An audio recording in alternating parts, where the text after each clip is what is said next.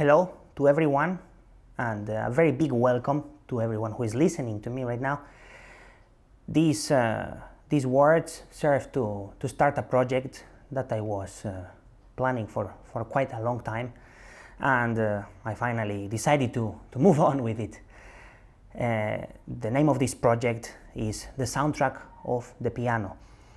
This name gives life to many people who will be speaking with me over the next few weeks, months, and over a series that I hope it's gonna be, well, it's gonna have a long life, I hope.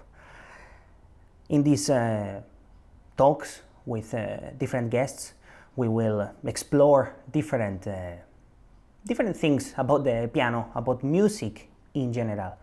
I am interested to know what the leading artists of the world and the leading people that make the world of music, of art, of piano possible, what they have to say about what music means, about what the whole world of art through the lens, through the scope of the piano means. Now, these first few episodes were actually brought with a little bit of complications, but I am so happy that they will be released, and hopefully over the next few episodes everything will be actually as I want it to be. I want to thank absolutely everyone who has helped me make this possible, and particularly the first guest, Hayato Sumino, with whom I will start my conversation very soon. And to do a little bit of a prelude to this first episode of many, well, it was a very interesting conversation with him. It was quite long, and I do apologize in advance for any technical problems that may have arisen during this first episode of this almost self-produced series by myself and by Tamana Tanaka, who is behind the camera most of the times. So, without further ado, please enjoy, and I hope that everyone who is listening and me, myself, we can grow a little bit in our understanding of music over these next episodes, videos, and beautiful conversations that I have with many great artists. So thank you in advance. Hello to everyone who is listening to these first words of this, we could call it a video podcast. I don't really know what it is. There are so many names for the same thing nowadays. So this is more of a very small biopic on a bunch of great people related to the world of piano. And I hope that in the course of over the next, I don't know, each 3 weeks, I will be able to show everyone those great artists that I actually enjoy talking to, or I don't know, sharing some music to, or just listening to, or those kind of people who are very important to the musical world, in particular to the piano world, such as piano makers, for example. Many people hopefully will be sitting next to me in different parts of the world, responding to very simple, but I hope it's very substantive questions, and also very fun questions, a little bit to get an idea of what who this person is. And right now, as you can see, we are in Tokyo, and we are right now in the Fazioli showroom, and we're next to Hayato Sumino right here. I thought why him to start this project? Well, I think that somebody like him does represent what the musical world should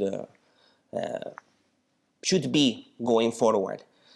He embodies very well capabilities that many artists 100, 200 years ago had, such as improvisation, doing new things, approaching new music, no matter if we think it's bad or good, because we don't know what is bad or good anymore. but approaching music as what it is, just music. And he plays very old music, such as Tchaikovsky. He just played many concerts just recently, a concerto, first Tchaikovsky concerto. And well, he goes all the ways to improvise with a jazz band. He has absolute no problem, which is amazing. Also, another thing, not to just say nice things, but he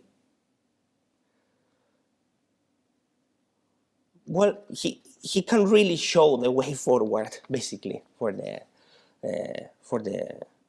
musical world, and he has a self-awareness that many artists do not have. I know that I couldn't do what he does. For example, I couldn't sit with a jazz band and improvise and be free. Basically, my world is a bit, perhaps a bit too deep, and a bit too dark for many people, perhaps, but he has that self-awareness that allows him to know what he can do and what he cannot do. Also, we are all very good at some things and not so good at others. This is completely normal, and I love that about him. So well, after these first few words, let's let him talk, because I can't keep talking for hours. So anyway, thank you for having me as the first person of your podcast. Well, it's really my pleasure. As I said, I couldn't imagine a better person to fit in what I want to do, basically. So thank you. I know you have a busy schedule. Everyone knows that. So Everybody's busy. Yes. You're busy too. Yes, that's true. So what I've prepared here is actually a sort of a questionnaire. This questionnaire is not a sort of questions and answers only. I hope it is also looking at the future, at any other guests. This is a sort of template that brings us to a small conversation, at least. And well, I hope I can use a similar template for each one of the guests, and that way we will get the same information from each guest, and we will be able to see what they find important in their lives and in their musical careers, basically, and also as people, which is very, very important.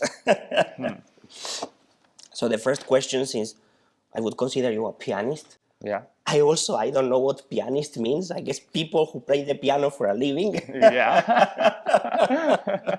Nowadays, that's also a bit blurry. But the relationship that we have with the piano is very, very, very different. Each person has a very different relationship with the piano. Some people just fight with it. Some people Fight. really fight. I've seen many pianists fighting over the piano.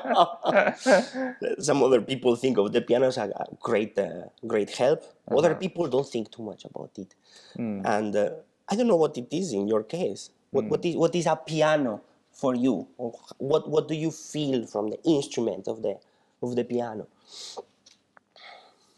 For me, piano is, I think, more than just an instrument, because I played too many times since I was young.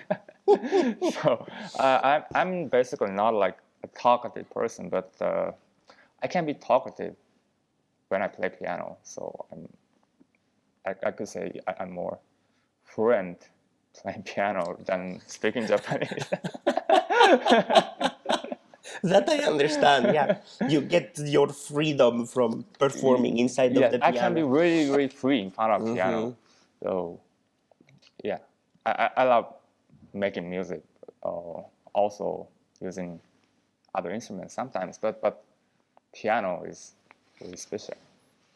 So as the bass, you would say the piano is the... Yeah. Well, actually, for me, probably it's very similar, in a sense that I try to think as the piano as it never exists.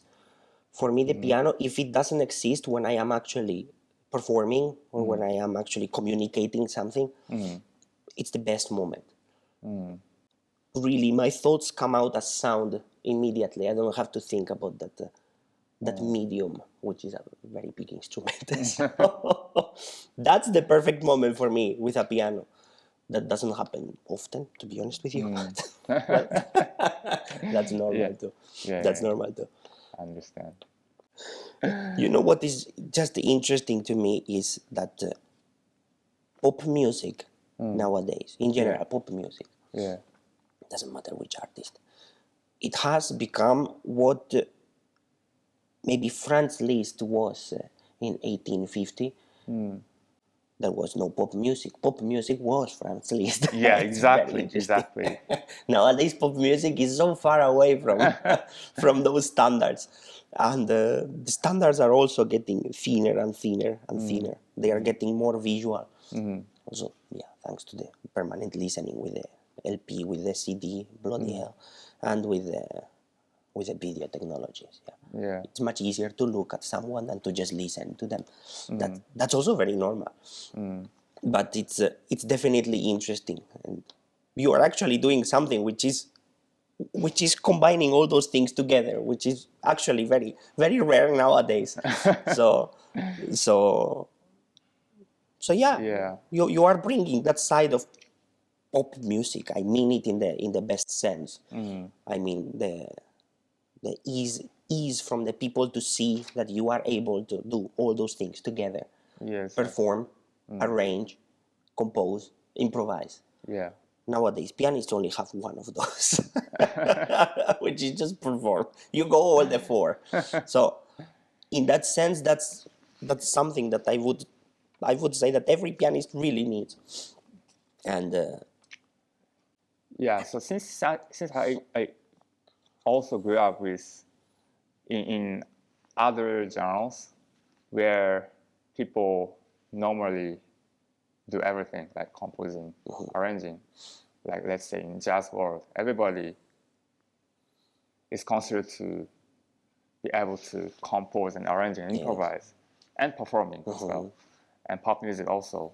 Not all people do arrangement and composing, but most people compose by themselves naturally, and play. So as an artist, I really want to do something unique and new. But it sounds really, really difficult in classical world, So I'm struggling to find a way to do that in a good way. And yeah, still trying to find, but somehow. you are not alone. We all strive to work for the same thing, and we all struggle with exactly the same thing. So, so that's good to hear for me, and I think it's good to hear from you. Yeah. So. And also, since I was in academic world since 5 years ago, what I was doing at that time was like researching, surveying enormous works that human already did, and trying to find something new, creative that people has never done before, and write paper and publish it. So the process of it really now I became a musician, but still the spirit of researcher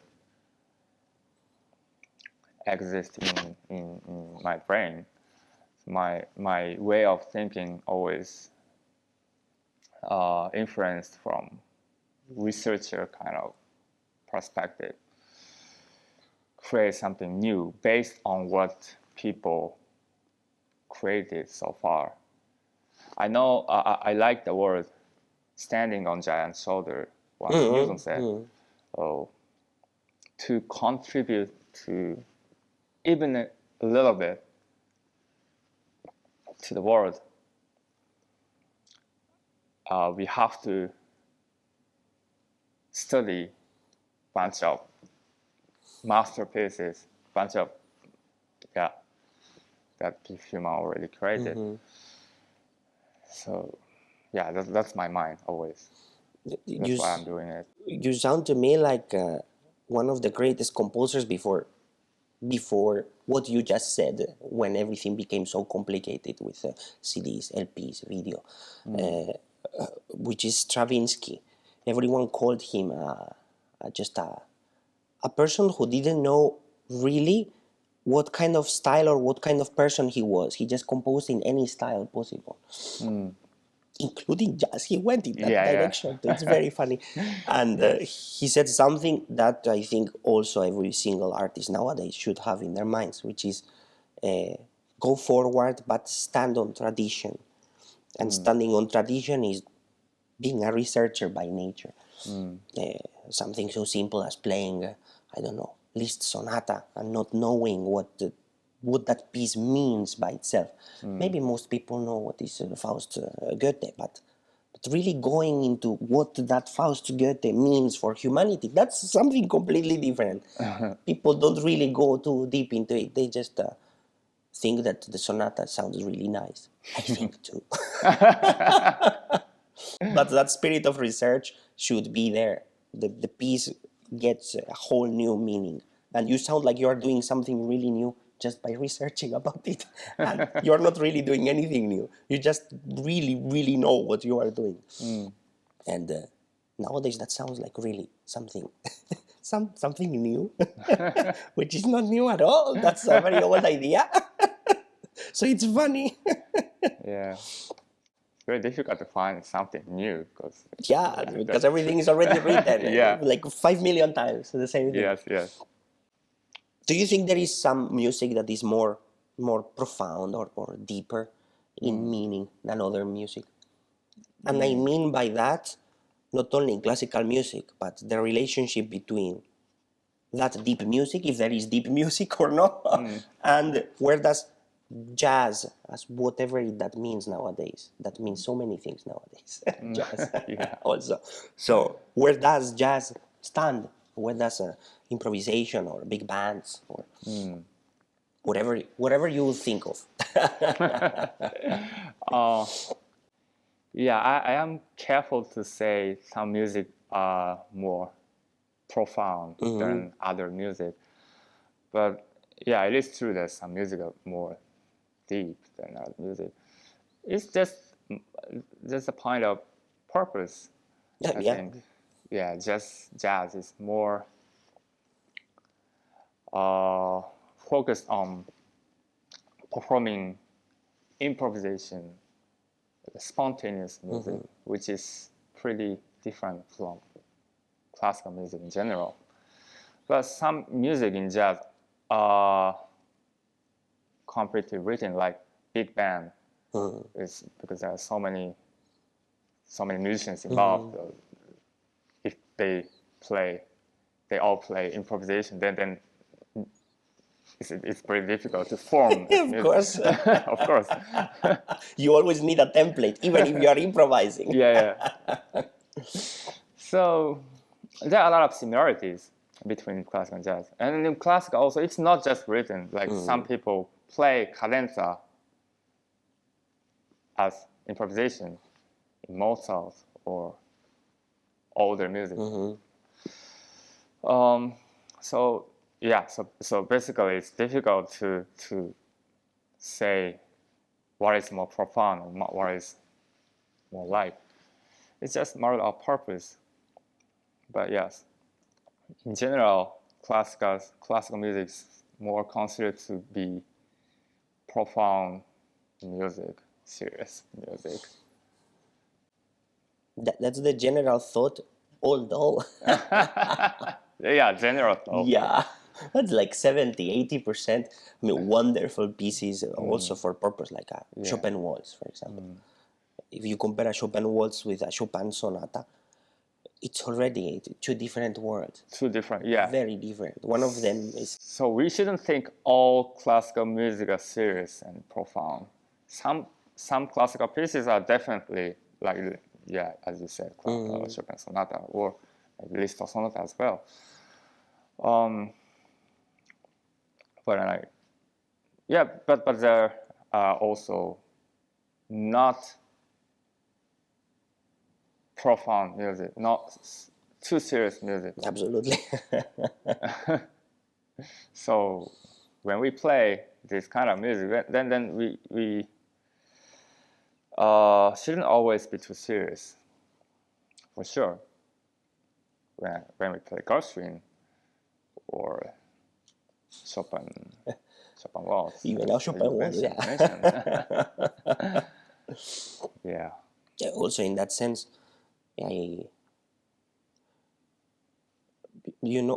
some people ask me sometimes, so what kind of music do you like? And the way they phrase the question always leads to me saying that I like more elitist music or better music. And they might think that I think that classical music is better than other kinds of music. But my response is always the same, which is I like good music. Now, that might mean that in the repertoire we do have more music from the classical period that has gone through over the years. It's a sort of a proof that has passed over the years. That means that more classical music from the repertoire nowadays has more value to me than more modern music. But just because of the pass of time, not because classical music is better. No, I like good music.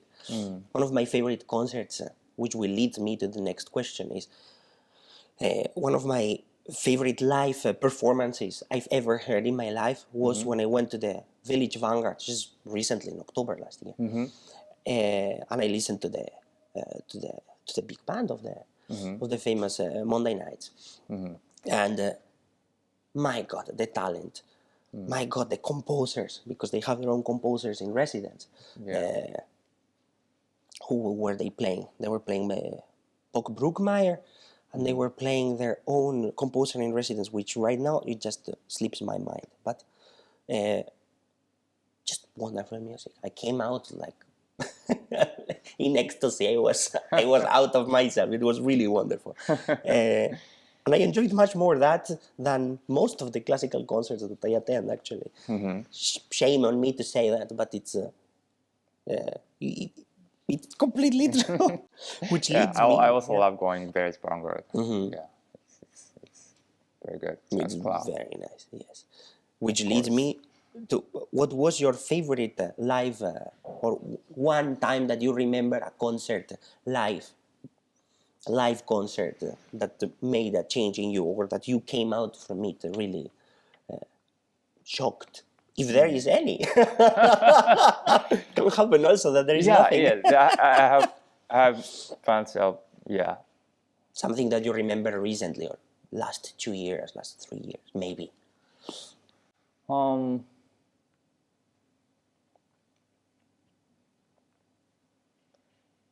It was many years ago, but when I first listened to Hiromi live it was in Brno, Tokyo. Oh, okay. I think that was my first time to go to Brno, Tokyo. I think when I was university student, it blew my mind. Yes, so energetic, and her energy. She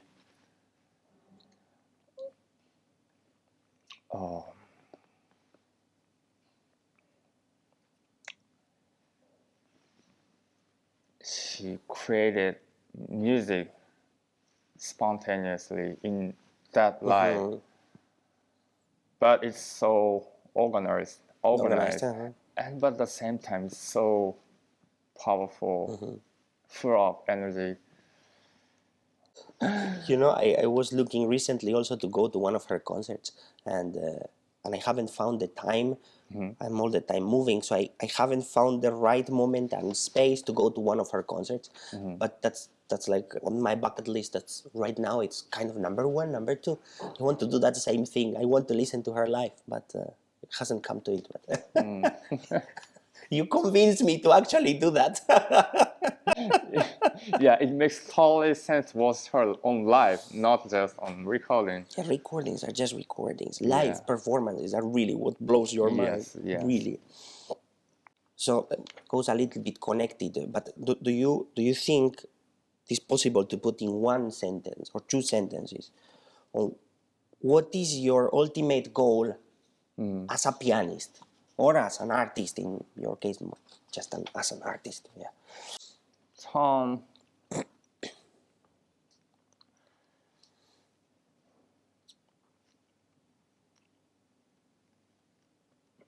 as I said, I still have spirit of researcher. So my goal is always, I would say, to contribute to the world by doing something creative, unique, new, which is really difficult.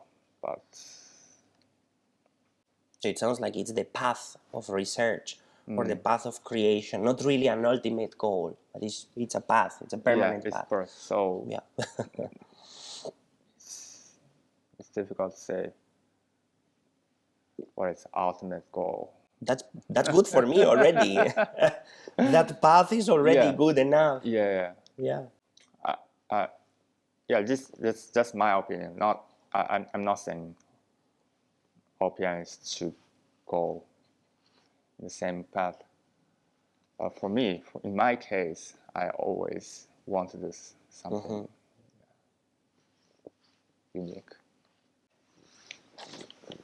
So very important because I see many young musicians being having trouble with what they want to do with music in the future. So I know this is also a very much template question, which is what would you advise to any young musicians, probably those who are already in the path of becoming musicians, maybe those in high school or in university, on what basically what they should do, because many artists nowadays have a trouble finding meaning on what to do with music. You know, it has become a repetition. You just go to college, you study these pieces. Pianists don't go to orchestras, but most instruments just want to get into an orchestra. And what would you advise to anyone in that stage in their lives, which they are just about to become a musician, but they don't know how to do that?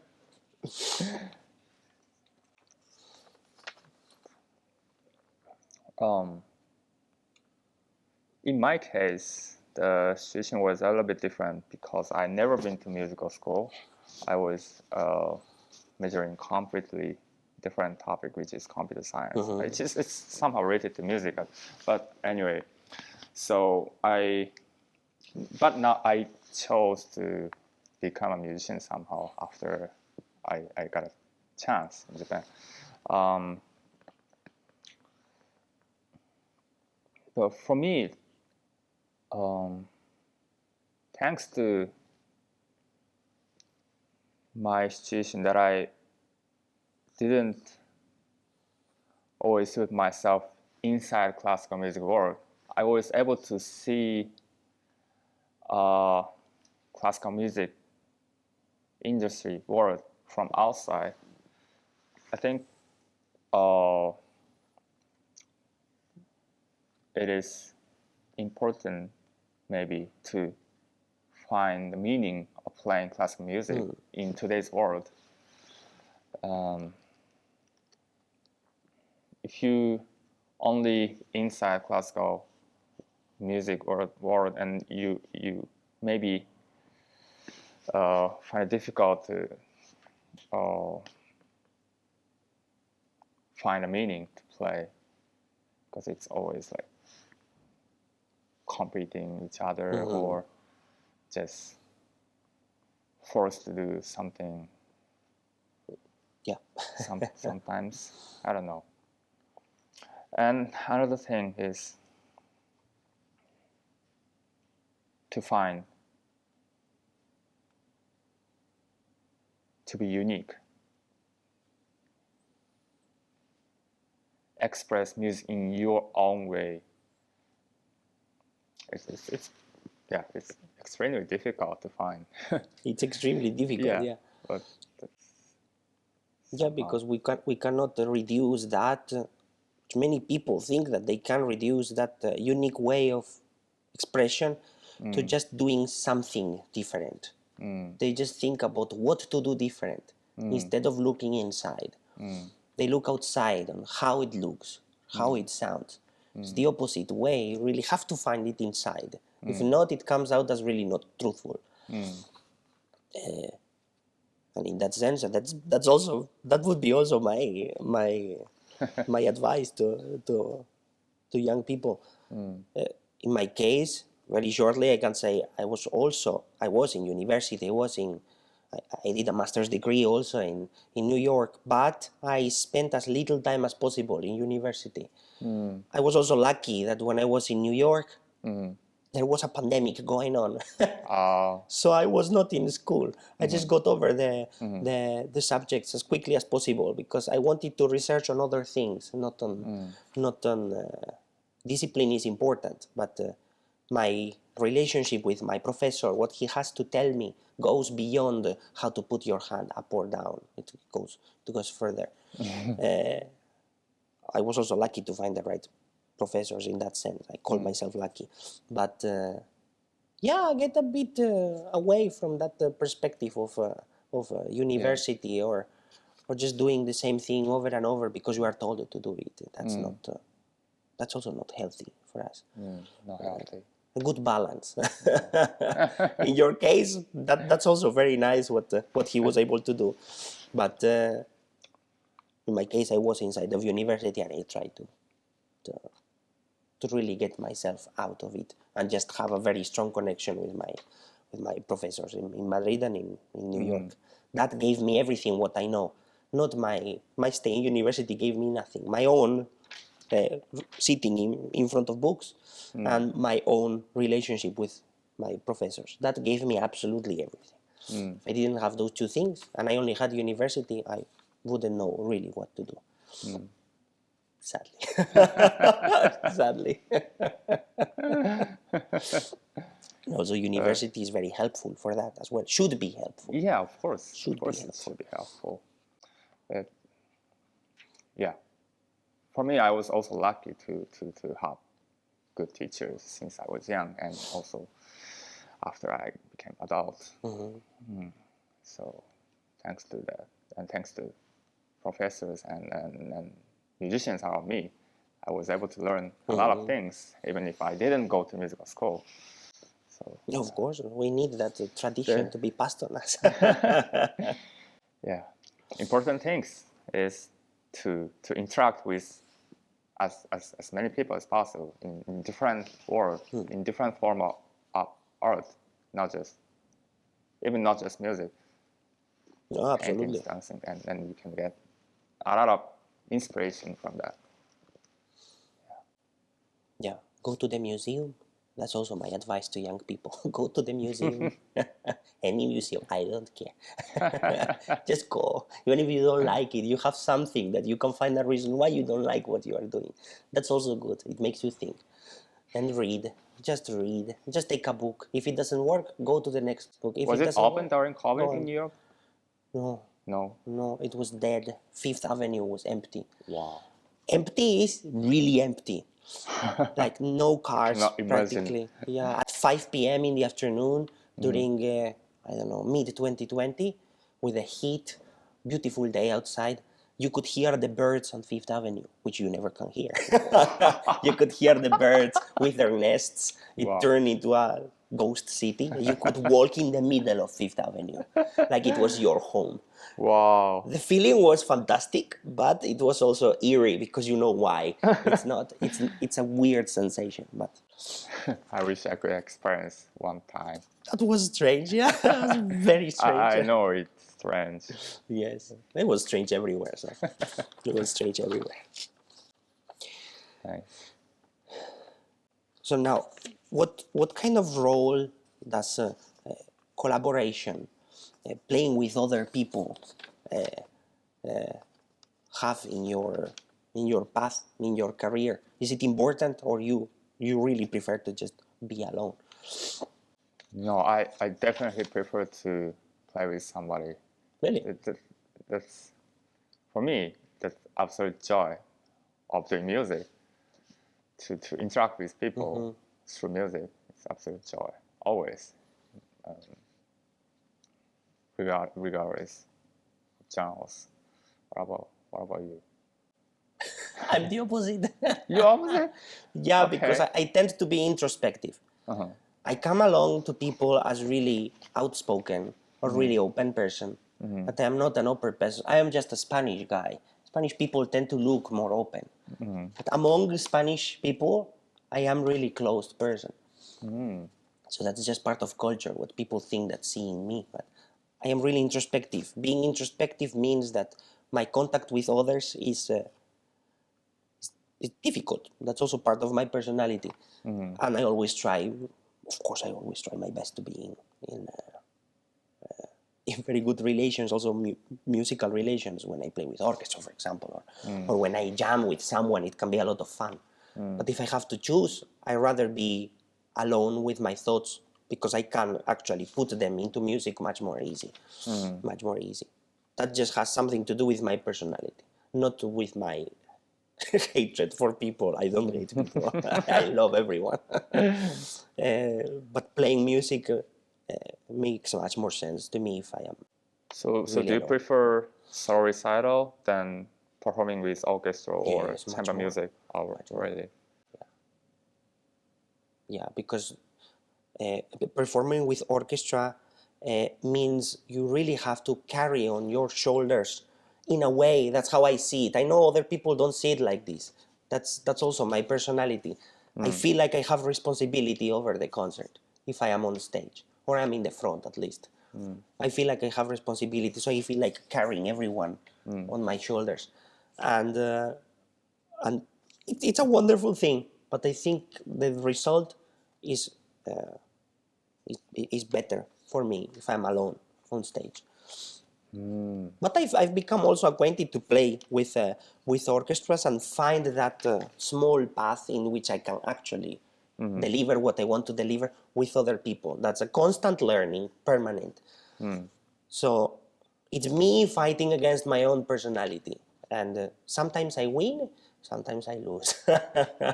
That's my experience with playing Okay. with people. It's actually strange, but I Yeah, of wish course I I could like be like playing you. along, but no. I would love to. I also know my limits too. Oh, but playing along on the stage, isn't it a lot of pressure Of course, it's a lot of pressure. from playing Yeah. 2,000 people? It is a lot Wow. of pressure. In that sense, it's also worse. It's not worse, but that pressure, you have to find a way to cope with that pressure too. But most of the time, I am better at coping with that pressure than coping with other kinds of pressure. Taking that pressure on me is okay. Taking that pressure for many other people is it's just more difficult for me. I can do it, but a bit more difficult. Basically, what are your thoughts on how people access classical music, or the accessibility of a classical music concert, or classical music in general? Because in Japan, I know it might be a little bit different, but particularly in Europe and in America, it's it's really divided. There are many people who think that classical music might be boring. Many young people think just that it's boring. Many other people just think that it's elitist. Many people go to classical concerts, and from the classical concert, they really think that it's a boring experience for some reason, because it's wonderful music, but I don't know why. So, Yeah. what are your thoughts about making that accessibility easier for anyone around the world? Because I don't see so many differences from tradition, yeah, but from how we can make it accessible, it shouldn't be so different from country to country. Because you definitely seem to be doing something right. I'm not sure. Seems like. I leave it there. Seems like. Just a couple of thoughts. What do you think? Um,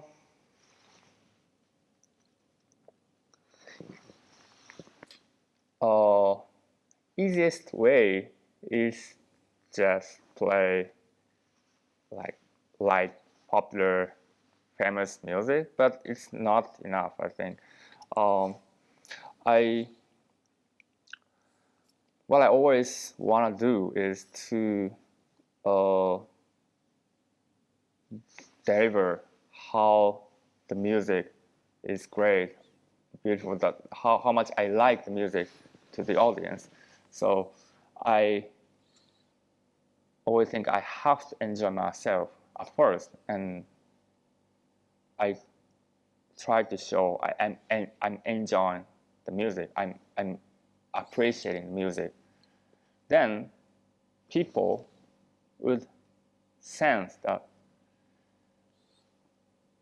I don't know the interesting part, but this guy seems enjoying. So it must be interesting. Yeah, that's how I want them to feel. Then no matter what kind of music, including contemporary music, sometimes I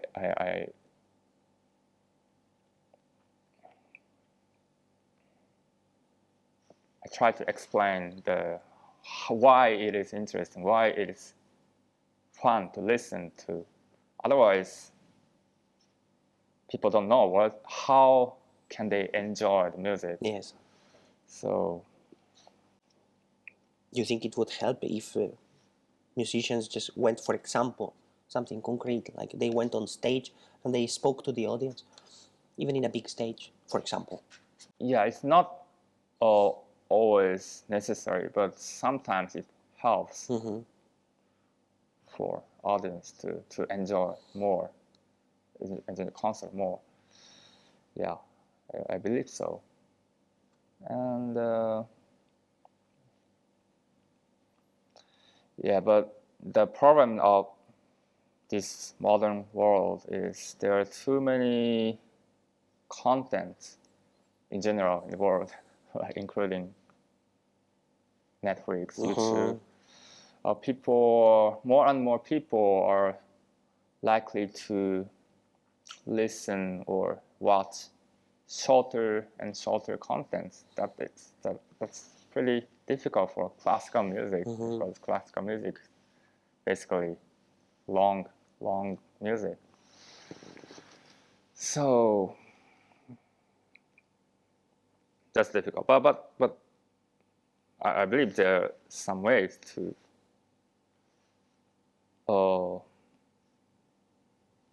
make people attract classical music.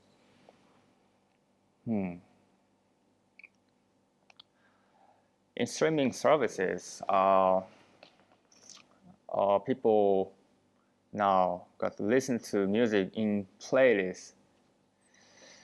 The in good way and bad way. But interesting thing is people can listen music out of context. Like people, let's say, people can find like some unknown contemporary classical music out of context, which is I think interesting. The important thing is to prepare to offer as many gates as to the classical music into as the possible. world. That's our job as well. Another question that I would like to find an answer, and I don't know if anyone has an answer, because I seem to be asking this question around, and it's actually quite difficult. How to make people go from a very superficial way of listening to music, because it has really turned into people who are walking in the street, including me. I do the same thing. Walking in the street and not really listening to the music that you are listening. It's just like a background noise for your thoughts, or it's something that is calming you down. And also the short attention spans that lead you to, instead of listening to a whole piece of 4 minutes, it's quite short, but still 4 minutes, you're listening to 10, 20, 30 seconds and go to the next and go to the next. That's happening a lot in Instagram too. Yeah. Even reels of 1 minute, people just watch 10 to 20 seconds, and that's already good luck.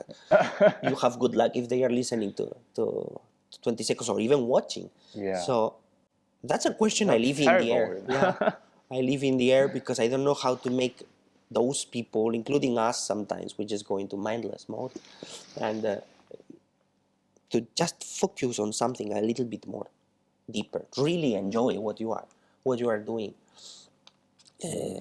That's a question in the air. Just for anyone who is listening, if they just think about this, they might really erase mindless hours of doing things, maybe think a bit about going deeper into what they are listening. They will really find something very interesting to the music that they were listening already for 5 years.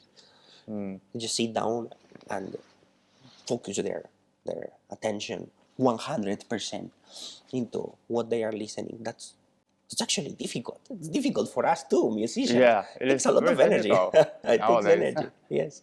A lot of energy. So that's a surface question, but very very difficult to answer. Now, very very easy things which I really love to know about people, which is sorry, completely out of the music world. What is your favorite restaurant Okay. in the world? Please give me one. In the world. It's very difficult for me to answer such a question. I Okay. know, but something that comes to your mind when you think I really want this food often.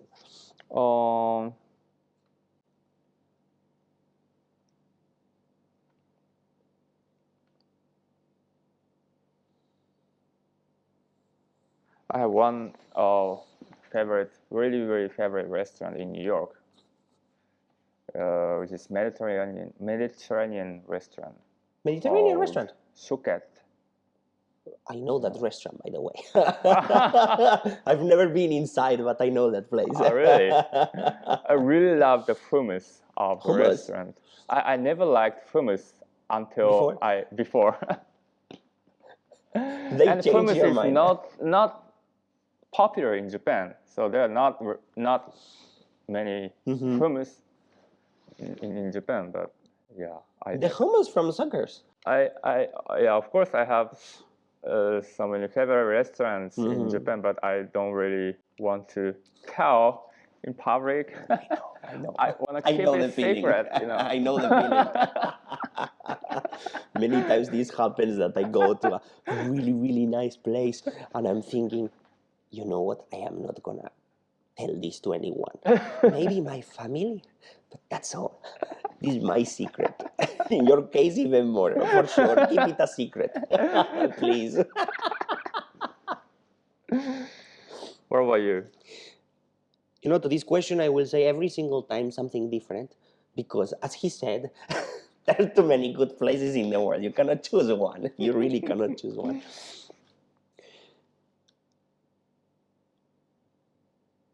You know what? There is something also that calls me. I will copy you. I will say something from New York. Something that always, every time I go to New York, I just crave to go to that place. And it's very interesting because it's not a food that belongs to New York, which is ramen.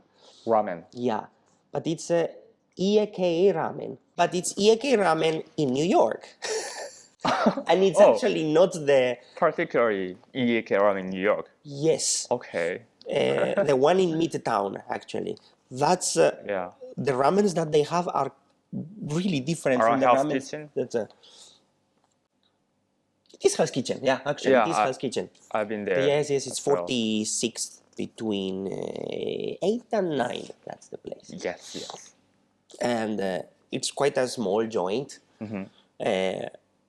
And the ramen they have is just 3 of them or 4 of them, I don't remember. Completely different to what you could find in Japan. Completely different. I mean, a little bit different, still ramen, but I really crave for that for some reason. I don't know what. That zebra ramen, I even remember there. Zebra ramen. Yes, my favorite thing in the world right now. I want to go there just to eat that. Okay. I like fancy restaurants too, but it always comes to my mind these small spots in every city, in Tokyo, in New York, in Europe. Small joints, small spots, really wonderful. I love the name Ieke. It comes from Ieke in Japanese. So it just... I don't know what it means actually. What is ieke? Ieke,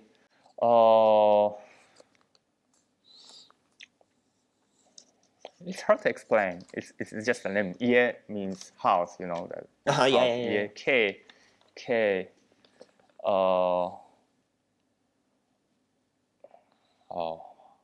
Must be difficult to translate always. Japanese is difficult to translate properly. K, it's pretty difficult. But Ieke means shoyu, soy sauce, and tonkotsu based ramen, kind of ramen mixed together. The first Ieke ramen is 1974 in Yokohama, which is cold. I knew it was Yokohama. The year that I didn't know. I really didn't know. Yoshimuraya, as far as I remember. Yeah. Okay, so and later it became famous. So many other ramen places tried to mimic ramen and they named their name in the same manner. Yes. And people started calling them as Ieke. Okay, so it's like an adaptation of a previous name somehow. Yes, exactly. Yeah, because I always thought that each Ieke ramen actually looks or tastes a little bit different. Yeah. They are not really the same. It's very Between tonkotsu and shoyu, soy sauce. Yes. It is very unique. It's unique. Ieke ramen, New York, please. Favorite country, Hayato? Favorite country? Mine is Japan, I can already say. I am Spanish, sorry Spaniards, I love Spain. I will go back every time I can, but I'm in love with Japan. So I have to say. Why do you like Japan? Too many things I like from Japan. The people, everywhere, particularly in Tokyo, but everywhere in Japan. Simple things like politeness, order, cleanliness, something that you don't find in the world anymore. Cleanliness. Which is very funny. You don't find clean cities in the world anymore. New York, good luck. It's a wonderful city. It's a legend of a city, but it's not clean. If it were clean, my God, flocks of people would be really waiting outside of New York just to go in. But right now, it's like in the middle. Everyone goes there for the legend, for the atmosphere of the city, more than for actually how it looks from like the knees down. that's difficult. So in general, I love Japan. Just every single human aspect for living. For me, Japan is the place, really. Japan is the place. I'm glad you said it as a Japanese. But since I was born and grew up in Japan, so I never appreciate how clean this country is recently. Until recently. I didn't realize that. I took it for granted. But yeah, for me, now New York, because it is not clean, but it's such an inspiring city. So many things are going on. Yes. Crazy. It really doesn't matter. That's a secondary thing. If you go to New York, you don't go for the prices, and you really don't go for the cleanliness. You go for everything else. It's not a country, but Kind of. kind of. Kind of. you know what I mean, right? Yeah, it's kind of a country. It's a very special city in America. I accept it as a country. Yeah.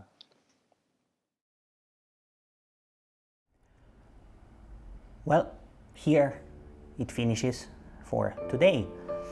I am extremely happy to have talked with Hayato Sumino, and there will be some extra footage from this first episode being released at a later time. But well, it was a lot of fun.